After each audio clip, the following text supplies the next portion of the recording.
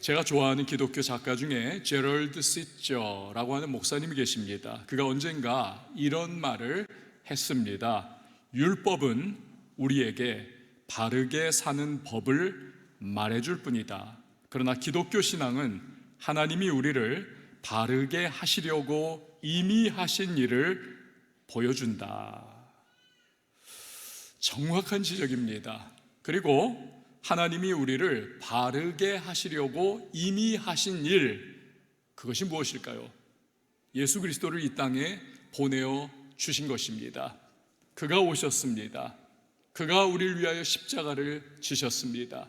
십자가에서 우리의 모든 죄와 형벌을 다 한 몸에 담으시고 그가 형벌 가운데 결국 죽임당하셨습니다. 그래서 우리에게 하나님께 나아갈 길과 진리와 생명을 주신 것이죠. 그래서 소설 침묵으로 유명한 일본의 작가 엔도 슈샤쿠가 한 말이 지당합니다. 예수가 무엇 때문에 십자가에서 죽임을 당했는가에 대한 답을 얻기 전까지는 예수를 모르는 사람이다. 그렇습니다. 예수님께서 십자가에 매달려 죽임당하신 것은 저와 여러분의 모든 죄악을 다 담당하시고 없애기 위함이 바로 그 이유입니다. 조선의 실학자 다산 정약용을 비롯한 그의 네 형제는요 모두가 천주교인이었습니다.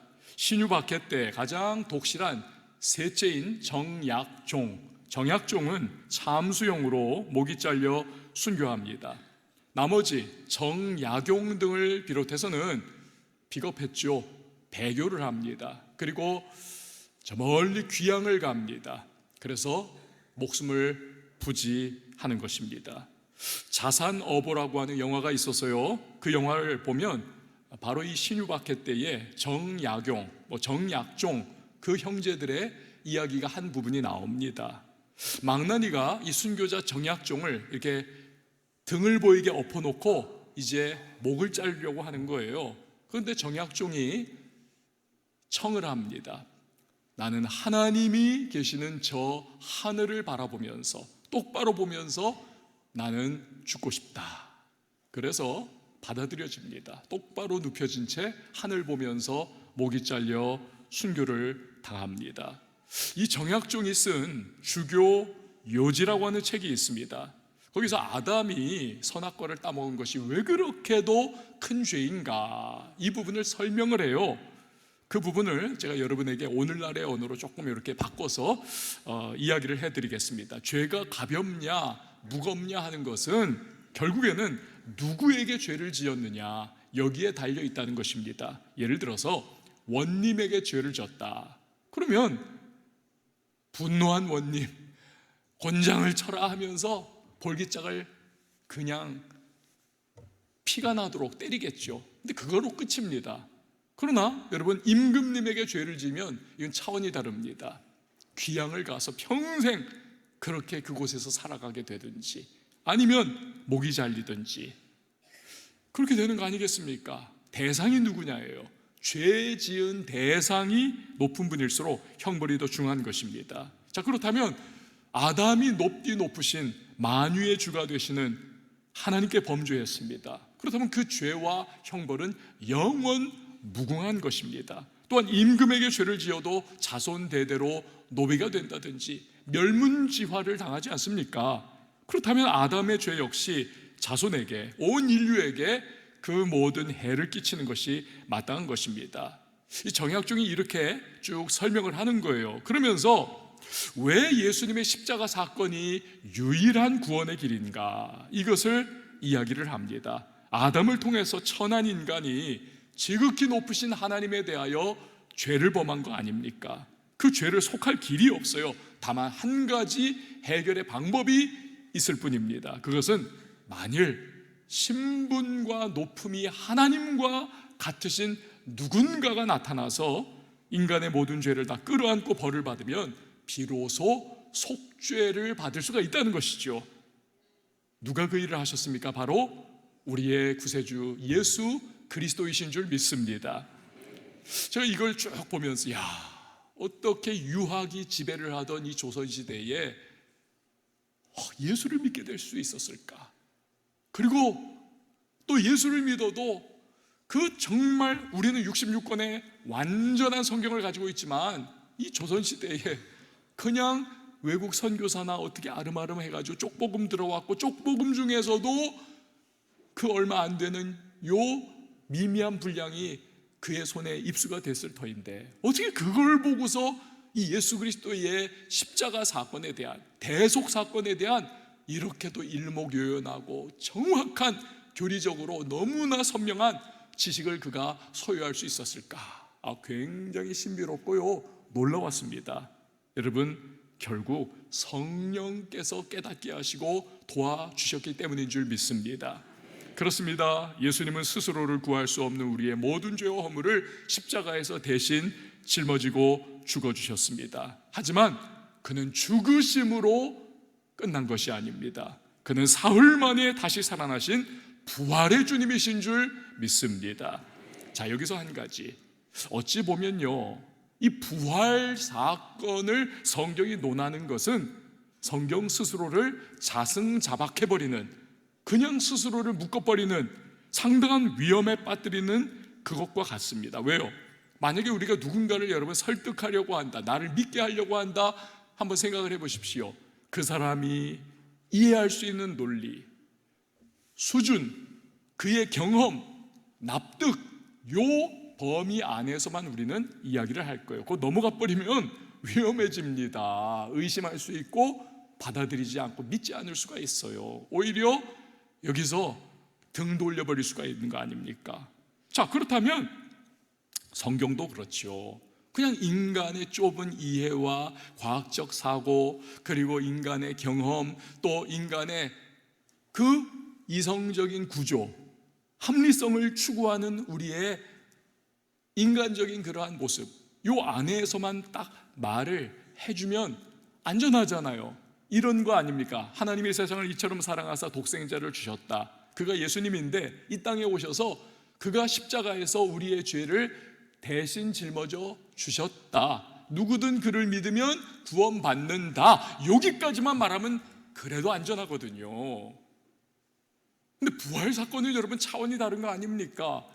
많은 분들이 부활 때문에 나 예수 못 믿겠다는 거예요. 말이 되냐? 사람 죽었다가 살아난다는 것이 이게 성경, 이건 과학적이지도 논리적이지도 합리적이지도 이성적이지도 않아 하면서 배척을 해버린다 아닙니까?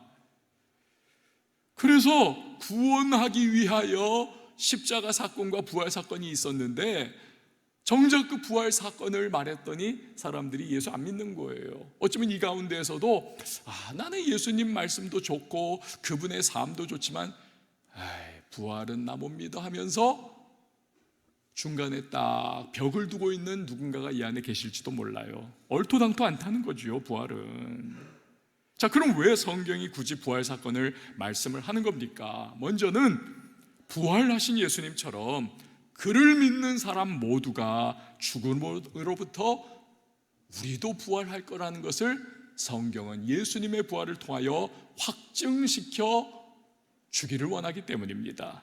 또한 죄와 사망 권세로 인간을 억압하고 지배하고 종살이 시키고 있었던 사탄 마귀를 예수님이 그 죄와 사망 권세를 휘두르고 있던 마귀의 결박을 끊고 부활하심으로써 마귀의 머리를 밟으시고 영원히 승리하셨다는 것을 우리에게 선포하기를 원하시는 것입니다. 그리고 또 하나, 굳이 부활 사건을 성경이 강력하게 이야기하는 것은 부활이 실제로 일어났기 때문이에요.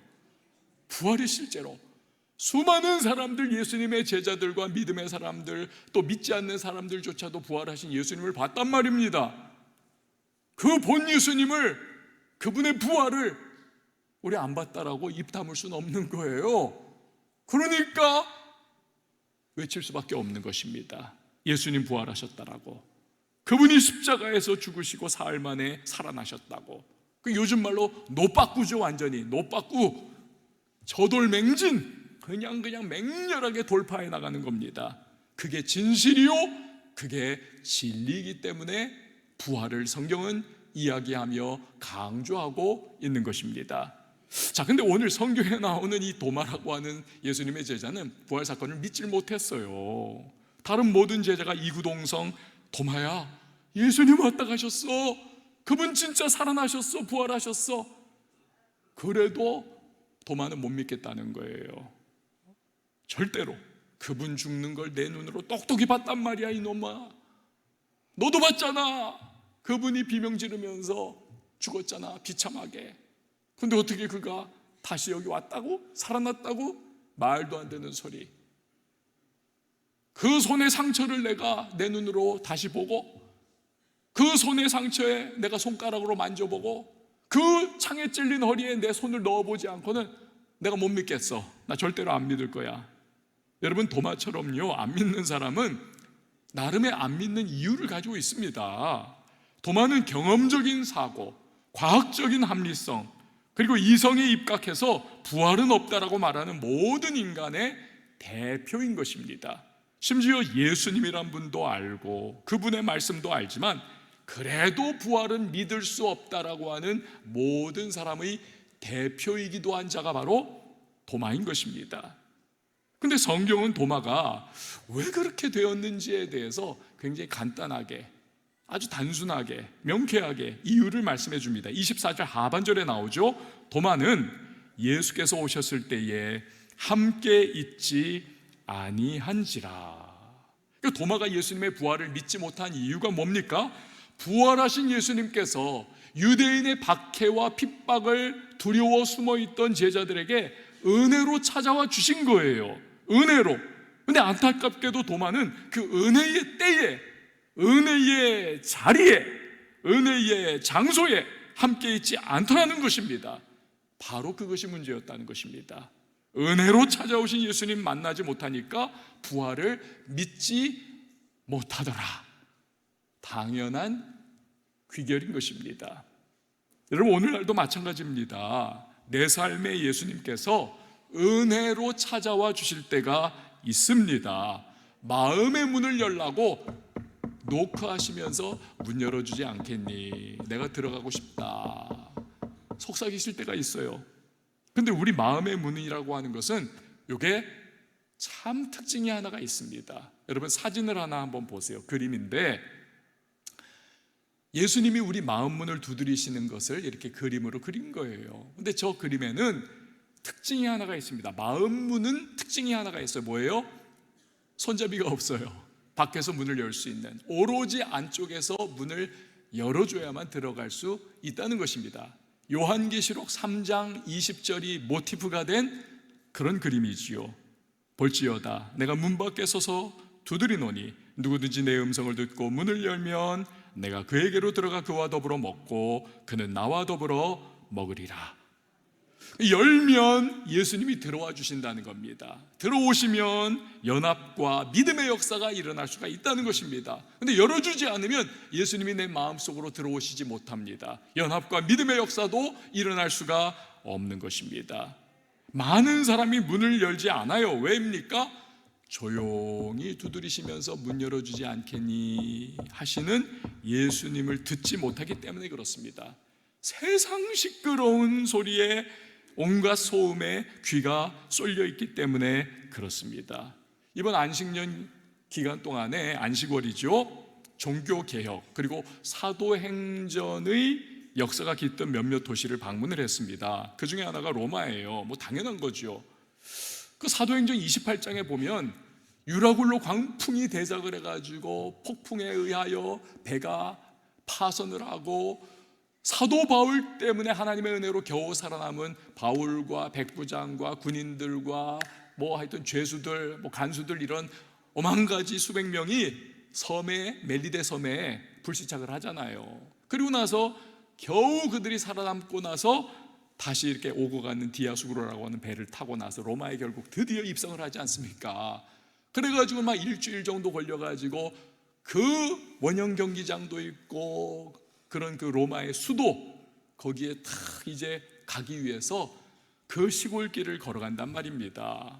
체인에 끌리기도 하고 하면서 그 길이 아피아가도예요. 아피아가도. 지금도 로마에 가면 있습니다. 그 길을 그래서 저희도 순례자처럼 걸어보기도 하면서 로마에 가던 바울이, 죄수로 가던 바울이 이 길을 걸었어. 감격스러운 거예요. 사도행전이 살아 움직이는 겁니다.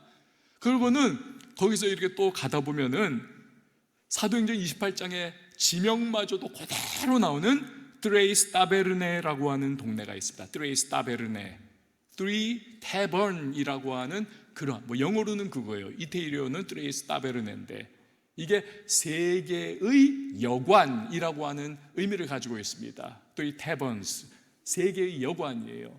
그러니까 이제 그 옛날 고대 로마 시대에 상인들이 온다든지 로마에, 또는 하여튼 여러 가지 사람들이 올 때 이 여관이 쫙 있는 이 동네의 중간에 딱 머물렀던 겁니다. 여기에 로마 교인들이 로마서를 사도 바울이 먼저 보냈었으니까 읽어보고는 은혜 많이 받고 복음을 알고 나서 이걸 우리에게 보낸 사도 바울이라는 분이 어떤 분일까, 이게 너무 궁금하고 있었는데, 그가 죄수가 돼서 로마에 들어오는데 저 트레이스 타베르네라는 곳에 있다. 그래가지고는 거기로 막 와가지고는 사도 바울을 접견을 하게 된 겁니다. 그 역사적인 장소, 이거 거길 또 찾아갔었어요. 근데 내비게이션은 분명히 거기라고 해서 갔는데 가니까 남의 집이에요. 이런 식입니다. 그러니까 이게 하도 고대의 그러한 흔적 남겨있는 유적지였기 때문에 아무리 찾아도 모르고 동네 사람들한테 물어봐도 모르고, 그래가지고 발품 팔아가지고 계속 돌다 보니까 겨우 요만한 고대의 그 사도 바울 시대에 있던 그 여관 도시가 다 허물어지고 요만한 돌 하나가 딱 남아있는 거예요. 그걸 사진을 딱 찍어가지고 가져왔어요. 나중에 이제 여러분한테 하나씩 보여드릴 예정이에요. 거기도 하여튼 가보고, 또 하여튼 사도 바울이 결국에는 참수당한 감옥도 갔습니다. 그러면서 사도행전의 그 바울이 정말 생생하게 느껴지는 그런 순간들이었습니다. 그런데 이 참수터 입구에 보면 어떤 중세 수도사의 동상이 하나가 저렇게 쫙 서 있습니다. 하늘을 바라보고 있는 수도사예요. 이분이 누구냐면 성 버나드라고 하는 분입니다. 성 버나드. 12세기에 중세 기독교 역사에서 굉장히 중요한 역할을 감당한 분이십니다. 12세기에. 당시 12세기예요. 여러분, 종교개혁은 16세기에 일어났거든요. 400년 후에. 근데 400년 전인 12세기에도 이미 로마 카톨릭과 또 하여튼 교회와 수도사들과 또 수도원들이 이미 타락의 길을 걸어가고 있었던 겁니다. 조짐이 보이고 있었어요. 세속화되어 가고 있었습니다. 그래서 버나드 수도사가 클레르보 수도원이라고 하는 것을 설립을 했습니다. 그리고 우리 이래서는 안 된다. 진짜 수도원이 되어야 한다. 그래서 막 영성운동을 하고 기도에 몰입을 하고 정말 하나님을 추구하는 그런 운동을 일으킵니다. 이걸 통해 가지고 온 유럽에 클레르보 수도원이 쫙 퍼져나가고 수도원 운동이 다시 그냥 정화가 탁 돼가지고는 다시 살리는 거예요. 다시 살려요. 그러니까 400년 후 마틴 루터라든지 존 칼뱅, 이런 분들이 일으킨 우리가 알고 있는 그 종교개혁이 있기 400년 전에 미니 종교개혁이 이 성 버나드라고 하는 수도사를 통해 가지고 일어났던 것이죠.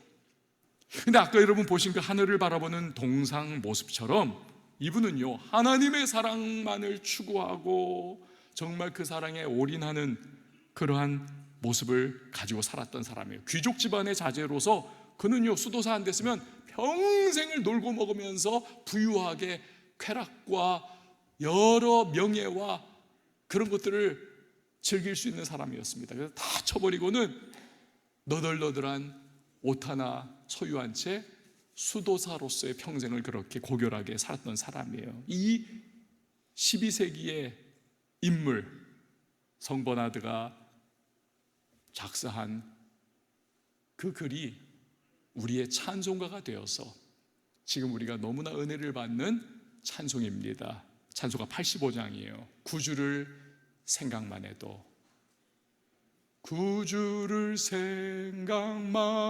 해도 이렇게 좋거든.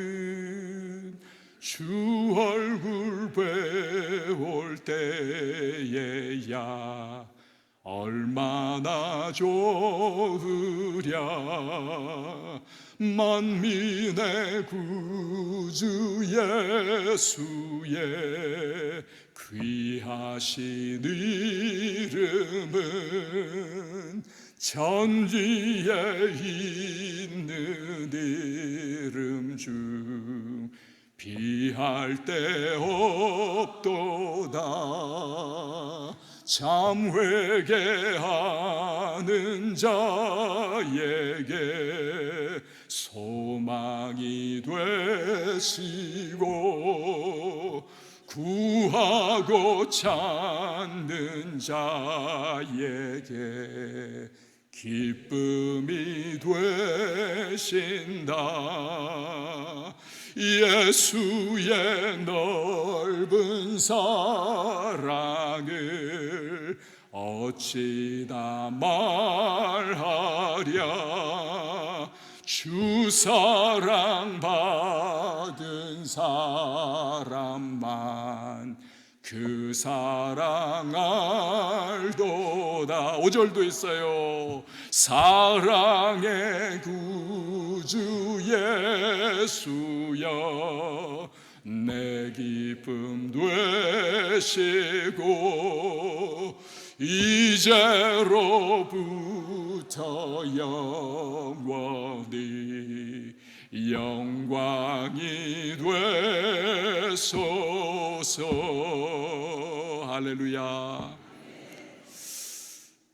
이 찬양 저희 소천하신 장모님이 굉장히 사랑했던 찬양이고 제 아내도 너무 좋아하는 즐겨 부르는 찬양이에요. 이거 부르면 정말 주님의 그 사랑 이런 게 탁 다가오는 그런 느낌입니다.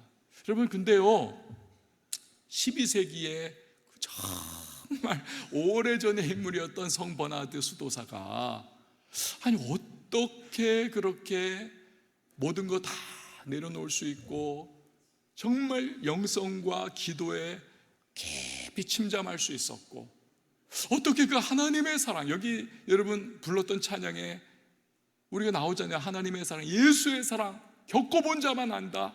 그걸 막 노래하고 있지 않습니까?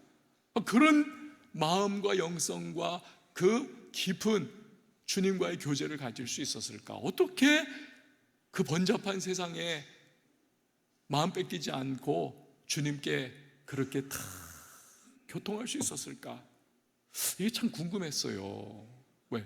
우린 그렇지 못하거든요. 좀 그렇지 않습니까? 우린 너무나 번잡하잖아요. 막 세상 소리 막 번잡.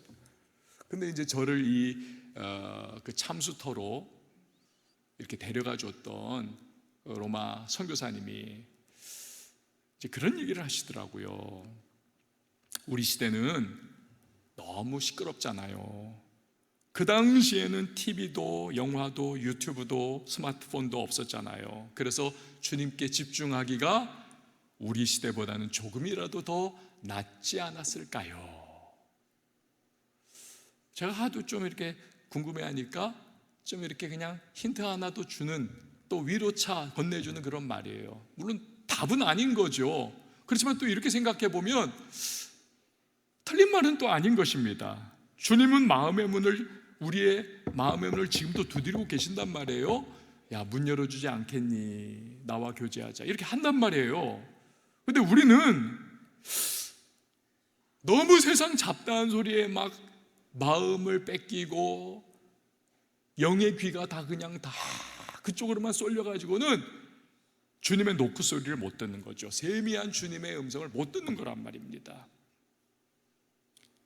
그 세상 성공에 대한 소리, 세상 명예에 대한 소리, 지금 막 전쟁에 대한 이런저런 소리, 주식과 코인과 돈에 대한 소리, 사람들의 이런저런 소리들, 그 외에도 수많은 소리들, 막 이런 소리들이요, 여러분 계속 그냥 우리 귀에 꽉 차서 들리고 우리 마음을 완전히 막 그냥 뒤엉켜버리게 만들어요. 그러니까 도마처럼 은혜로 찾아와 주신 주님을 만나지 못하는 거죠. 주님을 놓치는 겁니다. 그러니 주님 믿지도 못하고 그분의 뜻도 제대로 알지 못하고 부활의 신앙도 제대로 갖지를 못하는 것입니다. 어떤 분은 부활은 머리로는 믿어요. 부활했지 예수님이. 근데 오늘 부활주일인데도 감사와 감격도 없어요. 그냥 역시 세상 돌아가는 소리에 너무 둘러싸여 있어서 그렇습니다. 그런 분은 나를 은혜로 찾아와 주신 예수님을 다시금 새롭게 만나는 체험이 필요한 것입니다. 여러분, 교회가 부활절을 지키는 이유가 바로 거기에 있습니다. 세상 돌아가는 시끄러운 소리에 둘러싸여서 이제는 놓쳐버린 부활에 대한 감격을 회복하는 부활절 될 수 있기를 주님의 이름으로 축원을 드립니다. 근데요, 참 감사한 것이 있습니다. 감사한 것이. 윌리엄 워드라고 하는 분이 계세요. 그분이 이런 말을 했습니다. 복수할 때 우리는 짐승 같다. 누군가를 판단할 때 우리는 인간답다. 인간은 그런 존재죠. 그냥 판단하고 옳다 그렇다 막 이러면서. 근데 우리가 누군가를 용서할 때 우리는 누구 같다? 하나님 같다. 여러분, 완전하시고 선하시고 극진히 정말 온전하신 그 하나님을 이렇게 드러내 보이는 특징 중에 하나가 용서란 말입니다. 용서. 아멘이십니까? 용서해 주시는 거예요. 이런 용서의 주님께서 그런데 8일이 지났을 때에 제자들을 다시 찾아오십니다. 그게 감사한 거예요. 왜 그게 감사한가? 왜? 그것은 나는 부활 절대로 못 믿어 했던 이 도마 한 사람을 만나 주시기 위해서 예수님께서 그 목적을 가지고 찾아와 주셨다. 이게 감사하다는 것입니다.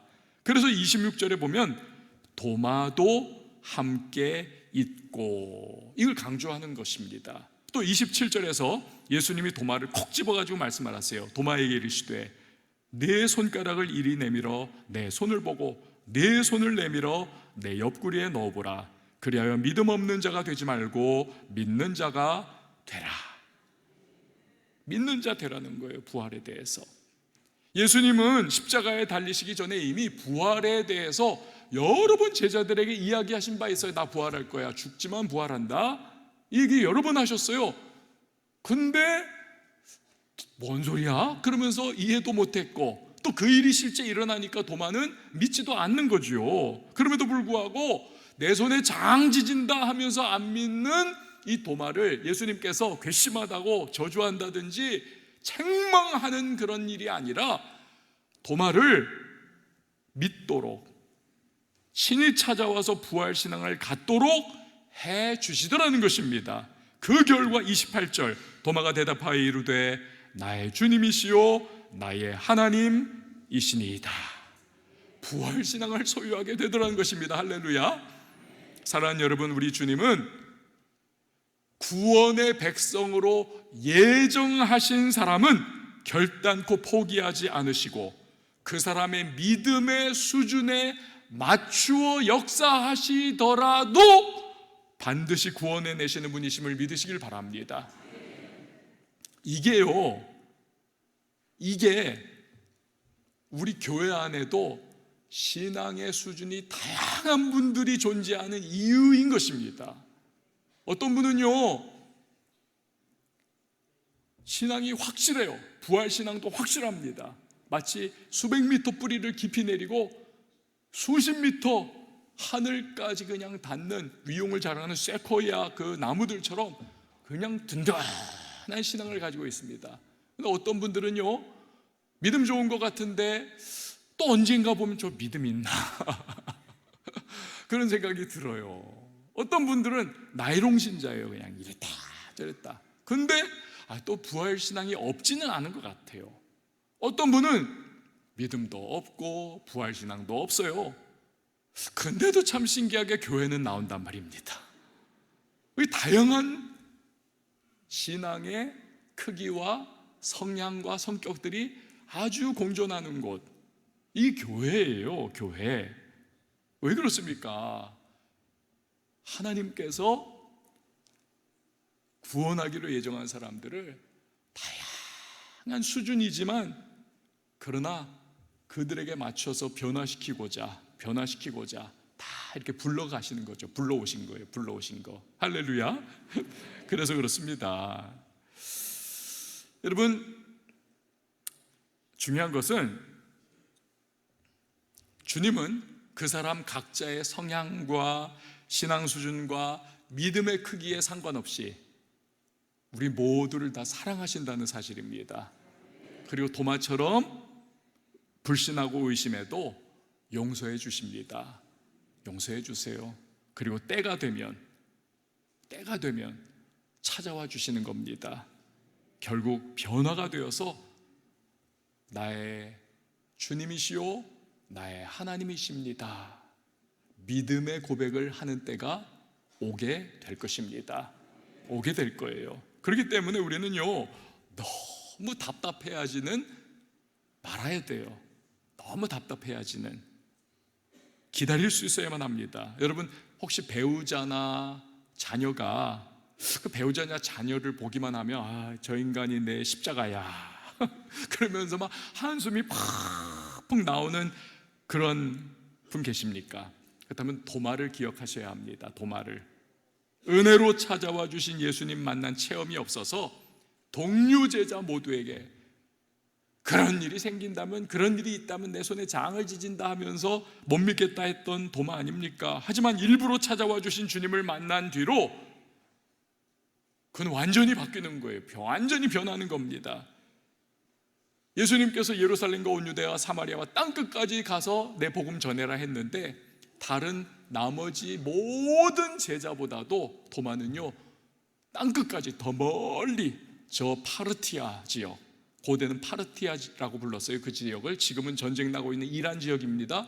그 이란 지역까지 가가지고 도마는 복음을 전했습니다. 그리고 또 나아가 인도까지 가가지고 인도에서 복음 전하다가 나중에 결국 거기에서 순교를 당합니다.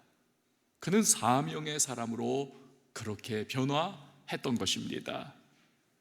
여러분, 이런 도마처럼 지금은 답답하고 신앙이 지지부진한 그 누구라 할지라도 주님이 때에 맞게 용서와 은혜로 찾아와 주시면 완전히 변화돼서 멋진 신앙과 사명의 사람이 될 수도 있음을 여러분 꼭 믿으시길 바랍니다. 사실요, 잘 믿는다라고 하는 분들도 과거를 돌이켜보면 별것 없어요.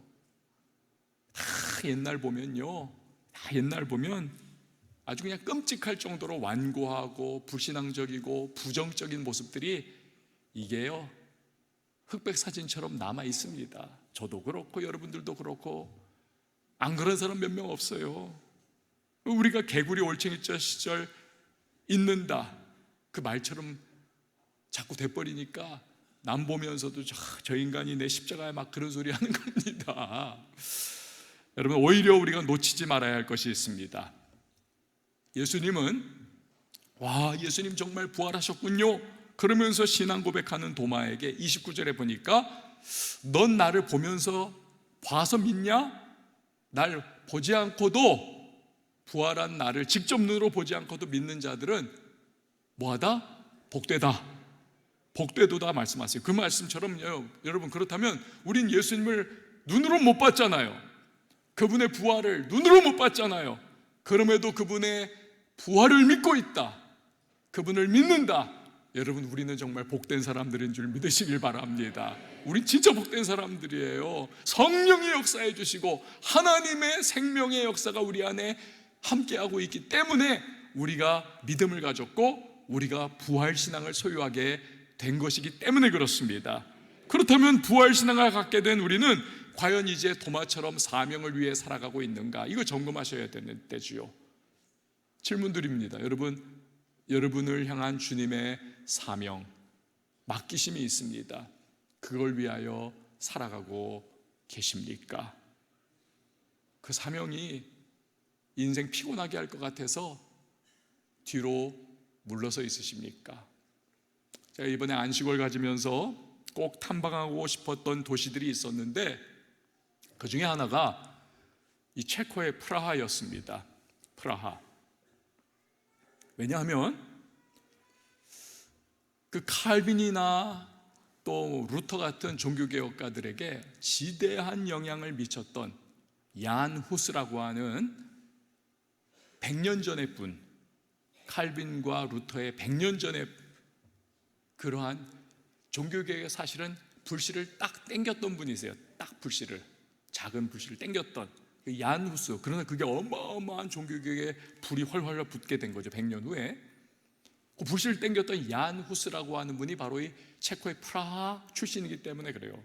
이분 수도사였는데 체코의 가장 최고의 대학인 까를 대학의 총장이었습니다. 근데 이분이 성경을 계속 연구를 하다 보니까 이 말이 안 되는 거예요. 아니, 교황이 무오하다고? 말이 안 돼. 교황이 성경보다 더 권위가 있다? 이 말이 안 돼. 우리의 절대 권위는 오직 성경이다. 면죄부? 이건 말이 안 돼. 이건 거짓이야. 그래가지고 이분이요, 로마 교황청이 내린 모든 지시를 어기고 그 반대 이야기들을 사람들한테 막 설파를 하기 시작을 합니다. 교황청에서 막 뭐하냐 그러면서 막 압박을 가해도 이분이 계속 하다가 결국 재판받고 화형을 당해서 죽습니다. 그가 불타 죽으면서 이런 예언 아닌 예언을 남깁니다.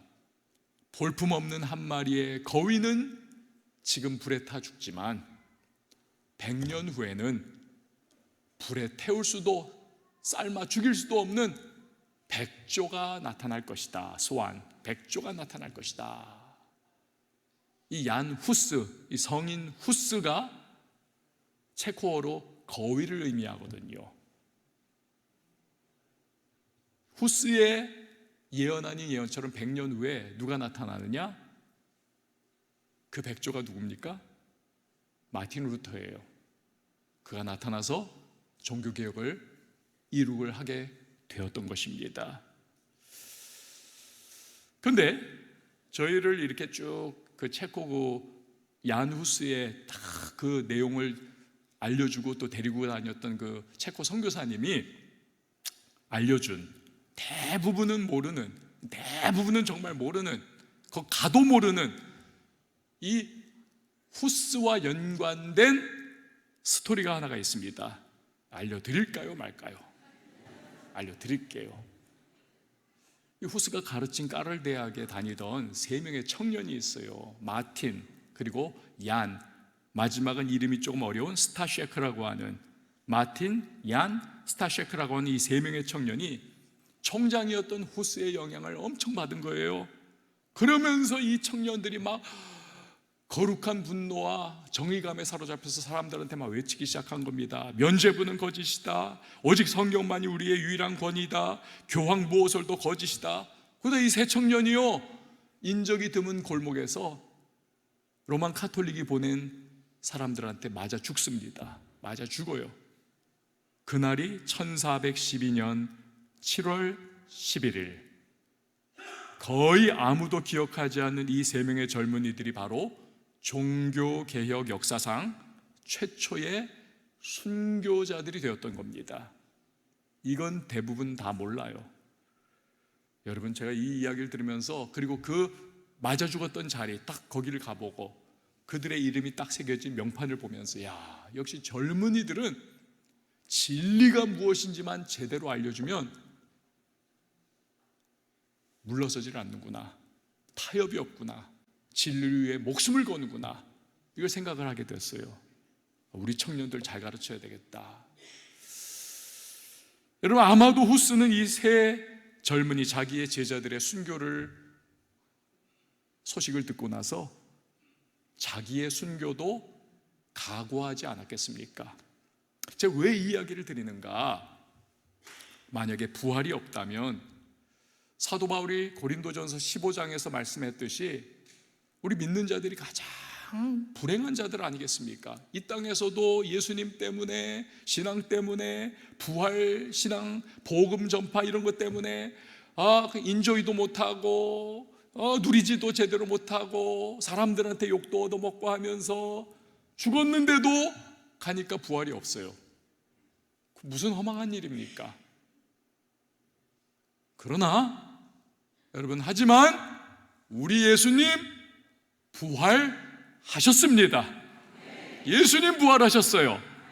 그리고 우리도 그분처럼 부활하게 될 줄 믿습니다. 그렇기 때문에 우리가 이 땅에서 믿음 지키고 신앙 지키고 복음 위에 살고 사명을 감당하는 모든 수고는 반드시 부활의 그날 영원한 상급과 면류관으로 우리에게 주어질 줄 믿으시기를 바랍니다. 또한 자비로우신 주님은 이 땅에서도 감당할 수 있는 힘을 우리에게 주실 것이고 은혜를 베풀어 주실 것이고 합력하여 선을 이루어 주시고 또한 역전의 역사도 때를 따라 우리에게 이루어 주실 것입니다. 사랑하는 여러분, 부활의 복된 믿음을 가지고 살아가실 수 있기를 바랍니다. 그것이야말로 우리 신앙의 흔들리지 않는 반석과 발판이기 때문인 것입니다. 우리 시간 기도하겠습니다.